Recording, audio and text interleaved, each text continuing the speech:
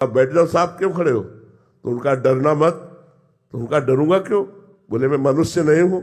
तब बोले डर लगा, भाई जी को डर लगा, मनुष्य नहीं तो तू कौन है? बोले मैं भूत हूं। तो उनका क्यों आए हो? बोले अपना कल्याण कराना चाहता हूं, मेरी तो सामर्थ्य नहीं थी कि मैं आपसे बातचीत कर सकूं, आप जब आप बोले तो मेरे में सामर्थ्य आई। ये भूत प्रेत ऐसे नहीं सताते हैं, कोई कर्म का प्राविधान होता है। यदि आप नाम जप करो और नाम जप करके अपनी माँ को दो तो खत्म हो जाएगा भूत, देख लेना। ऐसे ही भूत योनि से मुक्त हो जाते हैं, भूत योनि से मुक्त हो जाते हैं। कितने ऐसे मिलते हैं और बस सीधे कल्याण हो गया, दोबारा उनको भूत योनि में नहीं जाना पड़ेगा, मुक्त हो जाते हैं। भूत योनि से दर्शन संभाषण मंत्र जाप मात्र से उनकी भूत योनि मुक्त हो जाती है। और जिनको भूत प्रेत सताते हो, भगवान नाम जप करके और जल का छींटा दे दो और भगवान नाम समर्पित कर दो, जड़ से भूत खत्म हो जाएगा, कभी भूत नहीं आएगा। तो इसलिए भगवान नाम जप में बड़ी सामर्थ्य है। शैतान का राजा मत बनो यार, अरे देवताओं के राजा बनने की कोशिश करो। हाँ, भगवान नाम जप करो, भगवान नाम जप से सब ठीक हो जाएगा। हाँ, जो सुमिरे हनुमत बलवीरा, जो हनुमान जी का क्या भूत पिशाच निकट नहीं आवे, महावीर जब नाम सुनावे। हाँ, तो सोचो जिनके सेवक का नाम लेने से इतनी महिमा है कि भूत पिशाच निकट नहीं आवे, महावीर जब नाम तो राम राम कहोगे तो क्या हो जाएगा? वो जड़ से मुक्त हो जाएगा, भूत योनि से ही मुक्त हो जाएगा। इसलिए कोई मत डरो, कभी भूत से डरना मत, वो तुम्हारा कुछ नहीं बिगाड़ सकता। वो अपने कल्याण के लिए तुम के पास आता है कि कोई राम सुना दे, कोई कृष्ण सुना दे। कभी भूत आवे राधा राधा राधा, उसका भी उद्धार हो गया, आप निर्भय हो गए। करके देख लेना। हम तो स्मशान में भी सोए, गंगा किनारे भ्रमण किए, तो बहुत बार ऐसी मुलाकातें हुए हैं, लेकिन उनका कल्याण हुआ, वो हमें कभी एक बाल बांका भी नहीं हुआ। इसलिए कभी भूत से तो डरो मती, वो अपने आप कुछ नहीं करेगा, कभी नहीं करेगा। भूत योनि है, प्रेत योनि है, 84 लाख योनियों में है, लेकिन वो उसी को कष्ट देती है जो कर्म ऐसा बन गया, तो वो कर्म के अनुसार दंड देने के लिए भगवान उसे छूट दे देते। भूत को ऐसा थोड़ी वो किसी के भी ऊपर चढ़ जाए, जिसे भगवान इशारा कर देते उसी के ऊपर जाएगा, अन्यथा नहीं।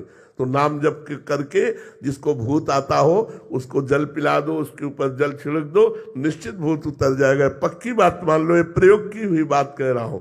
तो ऐसा कर लो और शैतान का राजा बनने की कोशिश मत करो भैया, भगवान के दास बनने की कोशिश करो। राजन गुप्ता जी मुंबई से। राधे राधे महाराज जी, आपके चरणों में कोटि कोटि दंडवत प्रणाम। महाराज जी, पूज्य श्री भाई जी के वचन है कि अनुराग का मार्ग सुगम है, किंतु पतन से बचने के लिए साधक को वैराग्य रूपी कैंची हमेशा साथ रखनी चाहिए। महाराज जी, इसको थोड़ा सा समझना चाहते थे कि जब तक शब्द स्पर्श रूप रस गंध इसी में संपूर्ण सृष्टि के भोग है, इन भोगों की भोगने की इच्छा है, तब तक भगवत मिलन की इच्छा प्रकट ही नहीं हो सकती। और जब तक भगवत मिलन की लालसा नहीं, तो प्रेम की बातें करना केवल हो सकता है। प्रेम प्राप्त होना बहुत दुर्लभ वस्तु है। किस लिए दुर्लभ वस्तु हो गई? इसलिए दुर्लभ वस्तु हो गई कि भोगों का त्यागना कठिन है। हम तो भगवान के सहज अंश हैं, अपने अंशी अपने प्रीतम से प्यार करते हैं, करते थे, करते रहेंगे, पर हम उनको न जानने के कारण उन्हें विषय पदार्थ व्यक्ति के रूप में आज हम देख रहे हैं।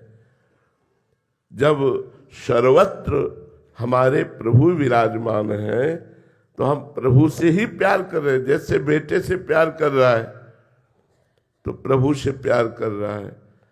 जहां प्रभु अंतर ध्यान हुए तो बेटे के शरीर को जला दिया, बेटे के प्रिय शरीर को गाड़ दिया, तो प्यार किससे कर रहा था? उसी प्रभु के स्वरूप से ही तो प्यार कर रहा था। जो पदार्थों में, व्यक्तियों में, जगत में कहीं भी प्रीति है, ना जानने के कारण वो मोह, राग और आसक्ति के नाम से कही गई, ममता के नाम से कही गई, पर वहां प्रभु की सत्ता है। ना सतो विद्यते भाव, ना भाव विद्यते सता। सत का कभी अभाव नहीं है और असत की सत्ता नहीं है, पर माने हुए तुम्हारे राग को जब तक विवेक के द्वारा त्याग नहीं किया जाएगा तब तक अनुराग नहीं प्रकट हो सकता। इसीलिए भगवान श्री राम जी ने कहा, जननी जनक बंधु सुतदारा, तनु धन धाम सुहृद परिवारा, सबकी ममता ताग बटोरी, मम पद मन ही बांध बर डोरी। अपने मन को जो ममता के छोटे छोटे बंधनों में फंसा हुआ है, इससे हटाकर मेरे चरणों में लगा दो। चाहे माता पिता भाई बंधु मकान शरीर जो भी जहां भी है, वहां से तुम राग रहित होकर मेरी भावना करो। हटाने का मतलब है ऐसा नहीं कि माता पिता परिवार से हम द्रोह कर ले या उदासीन हो जाए, ऐसा नहीं है। उन्हीं में हम भगवान की भावना करके सेवा करें। पुत्र में भगवान, पत्नी में भगवान, माता पिता में भगवान। तो जो हम राग और मोह कर रहे हैं वही अनुराग बन जाएगा। भगवत भाव होते ही हर विषय का सेवन करना पड़ेगा। गृहस्थ में हो हर विषय का सेवन करना पड़ेगा, पर वो विषय भगवत प्रसाद रूप से, तो वही अनुराग की तरफ ले जाएगा। और जब विषय को विषय समझकर भोगा जाता है तो राग और आसक्ति होती है, और विषय को प्रसाद समझकर भोगा जाता है तो वही सर्व दुखों का नाश करके भगवत अनुराग प्रकट कर देता है। इसलिए संपूर्ण विषयों को, संपूर्ण संबंधों को भगवत स्वरूप में लीन करके निरंतर भगवान का नाम स्मरण करते हुए जब बढ़ा जाता है तो विराग्नि पैदा हो जाती है। अब कुछ अच्छा नहीं लगता उसे, ना खाना पीना का स्वाद अच्छा लगता है, न रिश्ते नातों के मिलन का हर्ष अच्छा लगता है, न पद प्रतिष्ठा रुपया पैसा की उन्नति अच्छी लगती है। उसके अंदर एक व्याकुलता पैदा हो जाती है। दरस बिन दुख न लागे नैन, कब मिलोगे? विरह कमंडल कर लिए वैरागी दो नैन, मांगत दरस मधु करी छके रहे दिन रैन। रात दिन विरहाग्नि हृदय में जल रही, कैसे प्रभु मिलेंगे? और रूप माधुरी का पान करके भी वो नेत्र प्यासे रहते हैं। तन मन के बिछुड़े नहीं, चाह बढ़े दिन रैन, कबहु संजोग न मानही, देखें भरी भरी नैन। ऐसी स्थिति होती है। तो वैराग्य रूपी सिंहासन पर ही अनुराग रूपी राजा विराजमान होता है। यदि संपूर्ण भोगों से, संपूर्ण लोक लोकांतर के विषयों से वैराग्य नहीं तो भगवत अनुराग नहीं हो सकता। मोह होगा, राग होगा, काम होगा, आसक्ति होगी, प्रेम नहीं। और जहां प्रेम प्रकट हुआ तो जैसे बाज पक्षी के मैदान में उतरने पर कोई भी पक्षी नीचे चैन से बैठा नहीं दिखाई देगा, हलचल मच जाएगी, सब भाग जाएंगे। ऐसे ही प्रेम बाज के उतरते ही काम क्रोध लोभ मोह मद मत्सर ईर्ष्या द्वेष जितना ये सब समुदाय है ये सब भाग जाता है। हृदय निर्मल हो जाता है और सच्चिदानंद भगवान अपने रूप माधुरी का उसे पान कराने के लिए उसके हृदय में ही प्रकाशित हो जाते हैं। इसलिए परम पूज्य श्री भाई जी महाराज ने कहा कि प्रेम दुर्लभ नहीं है, कठिन बात है विषयों का राग त्यागना, कठिन बात है देह भाव का कर्ता भोक्ता भाव त्यागना। ये त्याग दिया तो भगवान से प्रेम होना सहज है, क्योंकि भगवान हमारे हैं। ये संसार न कभी हमारा था, न है, न रहेगा। भगवान थे, हैं और रहेंगे। दयानंद ब्रह्मचारी जी, सुदामा कुटी से। राधे राधे महाराज जी। महाराज जी आपके चरणों में दंडवत प्रणाम। महाराज जी विगत कुछ समय से भजन कम हो रहा है और भाव भी नहीं बन पा रहा। महाराज जी हमसे कोई अपराध बना है या नहीं ये पता नहीं लग रहा महाराज जी। विगत कुछ दिवस से तो मतलब अपराध की ही संभावना है, क्योंकि भोजन में तो एक दिन का विक्षेप हो सकता है, 2-4 घंटे का विक्षेप हो सकता है, कुसंग में थोड़ा समय विक्षेप हो सकता है, लेकिन कई दिनों से भजन में व्यवधान पड़ रहा है। इसका सीधा संबंध अपराध से ही है। और अपराध कोई संतजन बड़ा अपराध नहीं करते, पर सबसे बड़ा अपराध हो जाता है। बड़ा अपराध जिन्हें संसार में कहा गया है वो काम तो नहीं करते, पर सबसे बड़ा अपराध बन जाता है किसी संत में दोष दर्शन। दोष दर्शन करना, दोष श्रवण करना, दोष कथन करना, ये सबसे बड़ा अपराध है। तो अगर किसी महापुरुष, कोई अव्यक्त वैष्णव जो जिसे हम समझते भी नहीं कि किस कोटि का है, उसकी निंदा सुन ली या उसकी निंदा कर ली या उसमें कोई दोष दर्शन कर लिया, तो हमारे भजन में व्यवधान पड़ जाएगा। वैष्णव के असंतुष्ट होने पर या वैष्णव की निंदा होने पर या वैष्णव में दोष दर्शन होने पर हमारा भजन तब तक नहीं चलेगा जब तक उस दोष का मार्जन नहीं हो जाएगा। नहीं तो भोजन में और कुसंग में इतनी दम नहीं कि भजन करने वाले के कई दिनों तक भजन में विक्षेप डाले, ऐसा नहीं हो सकता। कुसंग तत्कालिक वो विवेक के द्वारा अपने को ठीक करेगा। भोजन माना एक दिन विक्षेप हो जाएगा, लेकिन कई दिन विक्षेप पड़ना ये अपराध के अंतर्गत बात है। कोई न कोई वैष्णव अपराध बना है। अगर आपकी समझ में अभी नहीं आ रहा है तो आप एकांत में बैठकर भगवान को साक्षी करके प्रार्थना कीजिए कि हे संसार के व्यक्त अव्यक्त समस्त महापुरुषों, यदि जान अनजान में हमसे कोई अपराध बना हो तो क्षमा करो। यदि हमें मार्जन करने के लिए उनके चरणों में झुकना है तो झांकी हमारे सामने पेश करो, हमारे सामने वो रूप लाओ कि किस संत का अपराध बना है, तो बात बन जाएगी और हम अपराध मुक्त हो सकते हैं। नहीं तो भजन में विक्षेप पड़ ही जाएगा। एक संत भगवान, हमारे गुरुदेव भगवान के पास यमुना तट पर उस समय कुटी में विराजते थे, तो गए और उन्होंने कहा, यही प्रश्न किया, तो गुरुदेव भगवान ने कहा अपराध बन गया। तो उनका हम तो बहुत सावधान रहते हैं, संतों से कोई अपराध बनने की संभावना ही नहीं। महाराज जी ने कहा दृढ़ बात, कोई अपराध बन गया, आप ढूंढो। तब चूंकि वो महापुरुष थे तो सामने कहा ढूंढो, तो उनके एकदम दृष्टि में आ गया। उन्होंने कहा तो मेरे मन में ये चल रहा है अंदर, क्या यही अपराध है? बोले तो महत अपराध है, गुरु के प्रति अपराध कर लिया। इसलिए आप जाइए और अपने गुरुदेव के चरणों में प्रणाम कीजिए और उनसे कहिए कि मेरे मन में आपके प्रति दोष आया, अब आप ये चाहे दंड दीजिए या क्षमा कीजिए। दूसरे दिन आए और उनका भजन चल पड़ा। तो उनका यही अपराध आपको रोक रहा था। तो अगर ऐसा कोई अपराध कहीं किसी संत के प्रति भावनात्मक है तो भगवान से क्षमा मांगिए और प्रार्थना कीजिए कि यदि ऐसे न क्षमा हो तो जैसे दुर्वासा जी को बताया कि अम्बरीश जी के ही चरणों में पड़ो जाके, ऐसे हमें संकेत कर दीजिए कि किस संत के प्रति हमारा शारीरिक मानसिक वाचिक अपराध बन गया, उससे हम क्षमा याचना कर लेते हैं। अगर ना प्रगट में कोई आवे तो माथा रखकर संपूर्ण विश्व के व्यक्त अव्यक्त संतों को प्रणाम करके क्षमा मांगिए, जरूर भजन चल पड़ेगा, जरूर चल पड़ेगा। उन्नति जी दिल्ली से। राधे राधे महाराज जी।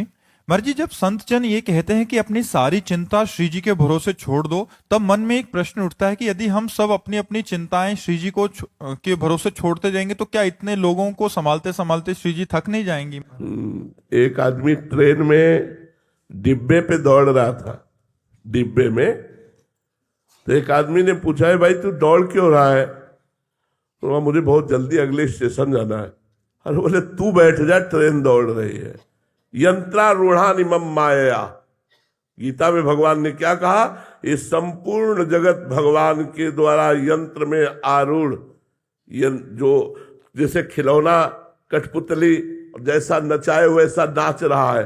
तुम तो व्यर्थ में चिंता करो, वो व्यर्थ में डिब्बे में दौड़ रहा है, उसके दौड़ने से ट्रेन में क्या फर्क पड़ेगा, यात्रा में क्या फर्क पड़ेगा? वो तो व्यर्थ में थकान ले रहा है, तुम व्यर्थ में चिंता की थकान ले रहे हो। पूरे विश्व की चिंता तो भगवान को है। पूरा विश्वम्बर सबके जगत में जितने भी चर अचर जीव है, तुम अपनी चिंता कर रहे हो। पशु पक्षियों को, जड़ चैतन्य को, सबका भरण पोषण कौन कर रहा है? वही विश्वम्बर।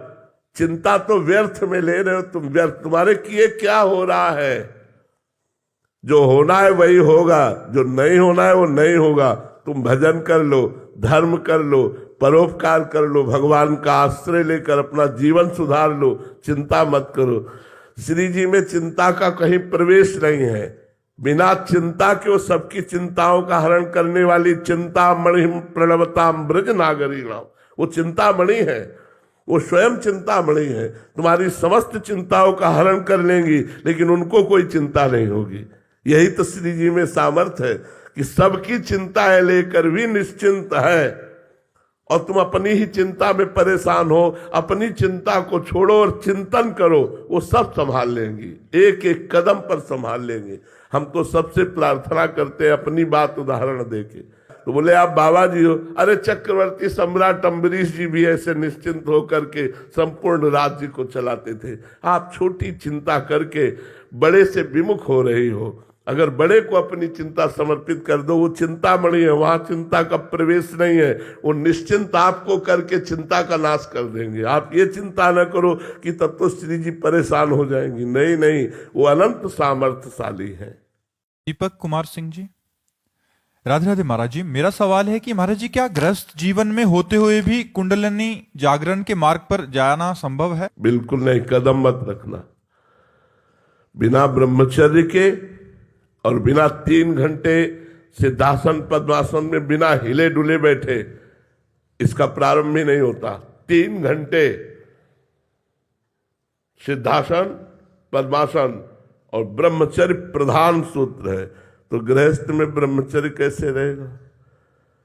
और ब्रह्मचर्य नहीं रहा तो फिर वो शरीर रोगी हो जाएगा, विविध प्रकार की परेशानियां आ जाएंगी। इसलिए कुंडलिनी के जागरण के मार्ग में कदम न रखे। अब गृहस्थ में होते हुए कुंडलिनी जागरण कैसे होगी? नाम जप के द्वारा। राधा राधा रात दिन जप करो तो अपने आप प्राणों का याम होगा, और जहां आपका अंतःकरण पवित्र हुआ तो ज्ञान शक्ति जागृत हो जाएगी, कुंडलिनी जागृत हो जाएगी, सचक्रों का अपने आप भेदन हो जाएगा, ब्रह्मबोध हो जाएगा, भगवत प्रेम हो जाएगा, सब हो जाएगा नाम से। नाम जप करो। अष्टांग योग के द्वारा कुंडलिनी जागरण की जो प्रक्रिया है उसमें संयम नियम की बहुत बड़ी आवश्यकता है। यम नियम प्राणायाम प्रत्याहार धारणा ध्यान समाधि, ये अष्टांग योग है। तो इसमें कदम रखना बड़ा कठिन है, क्योंकि जरा सा भी चूक हो जाने पर शरीर भयानक रोगों से ग्रसित हो सकता है। और इसमें मूल ब्रह्मचर्य चाहिए, गृहस्थ में ब्रह्मचर्य सुरक्षित रहता नहीं। इसलिए हमें लगता है नाम जप करो, शास्त्रों का स्वाध्याय करो, सत्संग करो, पवित्र आचरण करो, इसी से सब ठीक हो जाएगा। देव मेनालिया जी, मेनारिया जी, राधे राधे महाराज जी। महाराज जी, कुछ लोग साधु संतों को और धर्म को गलत बोलते हैं, तो महाराज जी ऐसे में बुरा लगता है तो उनको जवाब देना चाहिए, क्या करना चाहिए? कान में अंगुली डाल के चल देना चाहिए। जवाब देने से कोई फल नहीं मिलेगा, वो सुधरने वाले नहीं हैं। बातुल भूत विवश मतवारे, ते नहीं बोले ही बचन विचारे, तिनकर कहा सुनी नहीं काना, संत शंभु श्री पद अपवादा, कही सुनी तहा असमर्यादा, काटी जीव तासु जो बसाई, श्रवण मुनि नत चले पराई। कोई भगवान शंकर की, भगवान हरि की, संत की, गुरु की निंदा कर रहा हो तो ताकत हो तो उसकी जबान बंद कर देनी चाहिए, नहीं तो कान में अंगुली डालकर वहां से चल देना चाहिए। तो मुझे लगता है लड़ाई झगड़ा करने से अच्छा है कान में अंगुली डालकर चल देना। जिस सभा में, जिस मित्रों के पास बैठने में संत निंदा हो रही हो, कान में अंगुली डाल के चल दो। संत, हम मानते हैं इस बात को कि ये वेश ऐसा है कि इस वेश में जो नहीं आचरण कर पाते हैं वो लोग भी छुपे हुए हैं। मतलब अधर्माचरण से युक्त होकर इस धर्म रूपी वेश का आश्रय लेकर वो अपनी वासनाओं की पूर्ति करते हैं, मानते हैं। पर अगर नकली नोट होता है तो असली नोट भी होता है। ऐसा नहीं है कि नकली नोट बिना असली के बन जाए, असली की ही नकल होती है। तो अगर नकल है तो कोई असल है, अगर असल में है तो हम सब संतों की निंदा नहीं कर सकते। हमें चाहिए कि जहां संत निंदा हो रही हो, भगवंत निंदा हो रही हो, वहां से अपने को हटा लेना चाहिए, नहीं तो हमारे भी सुकृत नष्ट हो जाएंगे। भक्तन निंदा अति बुरी, भूल करे जिन कोय, किए सुकृत बहुजन्म के छिन में डारे खोए। भक्तों की निंदा सुनना और भक्तों की निंदा करना, ये बहुत जन्मों के सुकृतों का एक साथ नाश हो जाना है। साधु अवज्ञा तुरंत भवानी, कर कल्याण अखिल कहानी। अखिल कल्याण करने वाले पुण्य पुंजों का नाश तत्काल हो जाता है जब कोई संत निंदा करता है, वैष्णव अपराध कर। और किसी पाप में इतनी दम नहीं, और कोई पाप बन जाएगा उसका प्रायश्चित है नाम संकीर्तन नाम जप, लेकिन संत अपराध बन जाए तो नाम जप होगा ही नहीं, नाम कीर्तन होगा ही नहीं। और नाम कीर्तन से नहीं होने वाला जब तक उस संत के प्रति हम क्षमा याचना न कर लेंगे। तो हमें चाहिए कि जो लोग माया के द्वारा ग्रसित हैं वो बेचारे हैं। जैसे पागल लोग रोड में कुछ बोलते हैं तो हम लोग ध्यान नहीं देते कि पागल है, ऐसे वो माया के पागल लोग हैं जो भगवान के प्रेमी महात्माओं की निंदा करते हैं, भगवान की निंदा करते हैं। ऐसे लोगों की बातें ही नहीं सुननी चाहिए, वो कोई भी हो। तजिए ताहि कोटि बैरी सम यद्यपि परम स्नेही, जाके प्रिय न राम वैदेही। जो भगवान से प्रेम नहीं करते, संतों से प्रेम नहीं करते, ऐसा चाहे जितना बड़ा कोई सगा हो उसका त्याग कर देना चाहिए। तजो पिता प्रहलाद विभीषण बंधु भरत महतारी, गुरु बलि तजो कंत ब्रज बनितन भे मुद मंगलकारी। प्रहलाद जी ने हिरण्यकश्यप का त्याग कर दिया, तजो पिता प्रहलाद। विभीषण जी ने रावण का त्याग कर दिया, भाई है बंधु, इतना प्रिय है लगता है, लेकिन विरोध में खड़े होकर के छाती पे गदा मारी कि राम विरोधी तू है। भरत जी ने जीवन में कभी अपनी माँ को माँ नहीं कहा, क्योंकि भगवान श्री राम को 14 वर्ष वनवास देने के कारण उन्होंने अपनी माँ का त्याग कर दिया।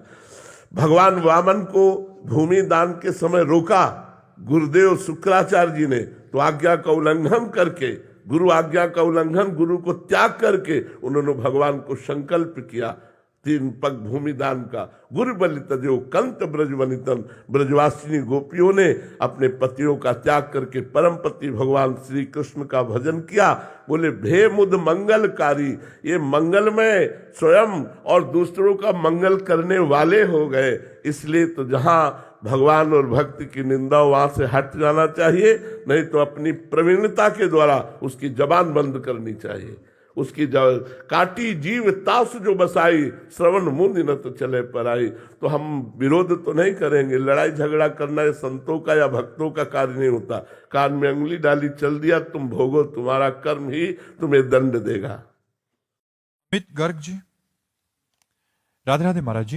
महाराज जी, संसार में हम अक्सर देखते हैं कि जो लोग छल कपट या असत्य के मार्ग पर चलते हैं वे बाहरी रूप से अधिक सुखी, सफल और सम्मानित दिखाई देते हैं, और वही जहां जो मनुष्य सत्य, निष्ठा और धर्म के पथ पर चलता है उसे अधिक संघर्ष, जिसको मृत्यु दंड दिया जाता है उसकी आखिरी इच्छा पूर्ति की जाती है, नहीं की जाती ना। इनकी आखिरी इच्छा पूर्ति हो रही है। ये जो पाप कर्म कर रहे हैं, ये धर्माचरण कर रहे हैं, इनके पुण्यों का नाश हो चुका है। कुछ पुण्य बचे हैं, वही आखिरी इच्छा पूर्ति हो जा रही। इसके बाद सर्वनाश हो जाएगा, विनाश हो जाएगा। यहाँ न को कुल रोवन निहारा, राम विमुख असहाल तुम्हारा। मंदोदरी जी रावण को देख करके जब बिखरी खोपड़ियां और भुजाएं पड़ी हैं तो सोच रही है वही रावण है। जब चलता था तो पृथ्वी कांपती थी, चलत दशानन डोलत अवनी, भुजाओं को ठोक देता था तो लोक के लोक खाली हो जाते थे। आज वही रावण बंदरों के पैरों की ठोकर में उसकी खोपड़ियां फुटबॉल की तरह दौड़ रही मैदान में। तो कहा राम विमुख असहाल तुम्हारा, रहा न को कुल रोवनिहारा। तुम्हारी आखिरी इच्छा पूर्ति की जा रही है। जैसे मृत्यु का दंड देने वाले पूछा जाता तुम्हारी आखिरी इच्छा क्या है, बोले हमको ये खवा दो, ये दिखा दो। हाँ, तो वो खवाया जा रहा है तो देखकर कुछ ये मतवालों के सुखी है। अब वो गड़ासे के नीचे जाने वाला है, अब उसका नाश होने वाला है। दीपक की तरह जलो, धर्म पूर्वक चलो तो कुल परंपरा अगर चलोगे, हाइलोजन की तरह जलोगे फ्यूज हो जाओगे। अधर्माचरण करने वाला हाइलोजन की तरह प्रकाशित होता है, फ्यूज हो जाता है, क्योंकि उसके सुकृत नष्ट हो जाते हैं। इसलिए ये देखो मत कि वो पापाचरण करते हुए उन्नति को प्राप्त हो रहा है। ये समझ लो उन्नति को नहीं, वो नाश को प्राप्त हो रहा है। धर्माचरण करते हुए वो दुख को प्राप्त हो रहा है, वो दुख को नहीं, उसके पाप नष्ट हो रहे हो, आगे चलकर बहुत सुख को प्राप्त होगा। जैसे दुर्योधन बड़ा फूला हस्तिनापुर के सिंहासन के लोभ में, चूंकि पिता बैठे हुए थे, मनमानी दुर्व्यवहार किया पांडवों के साथ। परिणाम क्या हुआ? हस्तिनापुर के चक्रवर्ती सम्राट पर महाराज युधिष्ठिर बैठे और एक भी भाई जीवित नहीं बचा, सब मारे गए। अधर्माचरण करने वाला परिणाम में नाश को प्राप्त होता है, और धर्माचरण करने वाला भले दुख भोगे, परिणाम में विजय को प्राप्त होता है, सुख को प्राप्त होता है। ये बात बैठा लेनी चाहिए। अधर्माचरणियों की उन्नति देख करके अधर्माचरण नहीं करना चाहिए कि ये बड़े सुखी नहीं है, बड़े अशांत, चिंता, भय और शोक से ग्रसित है, और परिणाम में उनका पतन होगा। उनमें विपत्ति और दुख का ऐसा तांडव मचेगा कि वो नष्ट हो जाएंगे। महाराज जी, आप तो सबके हृदय की अंतःकरण की स्थिति को जानते हैं। महाराज जी, ऐसे जनों की अंतःकरण की स्थिति बड़ी भयावह, बड़ी गंदी होती है, बड़ी गंदी होती है। बाहर से नकाबपोश की तरह मुस्कुराते दिखाई देते हैं, हंसते दिखाई देते हैं, अंदर जलते हैं। क्योंकि जब तक चित्त धर्म से नहीं चलेगा तब तक शांति, निर्भयता, सुख, विश्राम ये प्राप्त नहीं हो सकता, कदापि प्राप्त नहीं हो सकता। जीवन भर जलते रहते हो, मरने के बाद नरक में जलाए जाते हैं, नरक में दुख भोगना पड़ता है। इसलिए पाप से डरो, अधर्माचरण से डरो, यही दुख भोगना पड़ता है। नरक की तो बात जाने दो। अवश्य में भोक्तव्यम कृतम कर्म शुभाशुभम, जो शुभ और अशुभ कर्म किए जाते हैं उनका भोग भोगा जाता है। इसलिए पापाचरण से डरो, पापाचरण मत करो। देखो, बचपन से भजन मार्ग में लगा हूं, किसी जन्म का पाप कर्म हमारे ऊपर लागू हुआ तो दोनों किडनी फेल हो गई। कर्म, भीष्म जी इतने बड़े महाभागवत बाल ब्रह्मचारी धर्मात्मा, 6 महीने बाणों की सैया पर। कर्म अवश्य में भोक्तव्यम, भोगना पड़ेगा। फिर जो पाप कर्म कर रहे हैं उनकी तो बात जाने दो। महाराज जी, परिवार पे भी इसका असर पड़ता है? हाँ, क्यों नहीं, संबंध का तो होता ही है। अगर तुम कोई क्राइम करो तो तुम्हारे पूरे परिवार को प्रताड़ित किया जाएगा। कहाँ है बताओ? यहां तक कि रिश्ते नातेदारों के घर भी छापा पड़ेगा, रिश्ते नातेदारों को भी प्रताड़ित किया जाएगा। संबंध का तो दंड मिलता ही है, या संबंध का पुरस्कार मिलता है। अच्छा कार्य करने वाला राजकीय कर्मचारी तो माता पिता रेल में फ्री, संबंध का ही तो उसको सुविधा मिल रही है, संबंध से ही उसे दुख और दुविधा मिलती है। जो पिता अधर्म आचरण कर रहा है तो बच्चे भी उसका भोगेंगे? बिल्कुल, बच्चा करेगा तो बाप को भी भोगना पड़ेगा, बाप की भी निंदा होगी, उसको भी गालियां मिलेगी, समाज में उसको सर नीचा करना पड़ेगा। चाहे पिता का संबंध गलत हो या पुत्र का संबंध गलत हो, दोनों को भोगना पड़ेगा। अधर्म आचरण से आया हुआ धन भी प्रभावित, पूरे परिवार को शोकित करेगा, पूरे परिवार को शोकित करेगा। और दिखता है तो एक गाड़ी बंगला सब बन गया। ये सब बाहरी है, बाहरी है। ये कुछ दिन के बाद बाहरी भी नहीं रहेगा और आंतरिक भी नहीं रहेगा। आंतरिक तो जलते ही रहते हैं, बाहरी है ये कुछ दिन के लिए है, कुछ दिन के लिए है। देवकी वसुदेव जी को हथकड़ी में डाले हुए कुछ दिन के लिए समय है उसका, सुकृत जब तक है तब तक ठीक है। केस पकड़कर पूरी सभा में पटक पटक कर कंस को मारा, जो महाबली था। ऐसा बली था कि जरासंध प्रसन्न होकर अपनी 2 पुत्रियों का ब्याह किया था।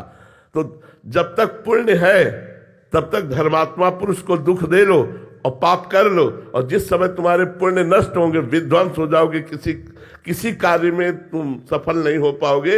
अभी तुम्हारे पुण्य इसलिए सफलता दिखाई दे रही है। जी, पापाचरण वालों को तो समझ आया, बट ये जो धर्माचरण कर रहे हैं फिर भी दुखी हैं, इनका क्या रहस्य? पूर्व जन्म के जो पाप है, अब उनके पाप का जो क्रम लागू हुआ है वो नष्ट हो जाएंगे। तो पूर्व जन्म के पुण्य और इस जन्म का पुण्य जब दोनों मिलेंगे तो ये सूर्य की तरह प्रकाशित हो जाएंगे, ये परमानंद को प्राप्त होंगे। और पापी पुरुष का वर्तमान में पुण्य खर्चा हो रहा है, जब पूर्व का पाप और वर्तमान का पाप दोनों मिल जाएगा तो ऐसा ब्लास्ट होगा कि सर्वनाश हो जाएगा। और इनके अंतःकरण की स्थिति क्या रही? शांत, प्रसन्न, भले दुख में है लेकिन प्रसन्न। देखो, 12 वर्ष का वनवास, 1 वर्ष का अज्ञातवास पांडवों को मिला, लेकिन साथ में ब्रह्म ऋषियों का संग।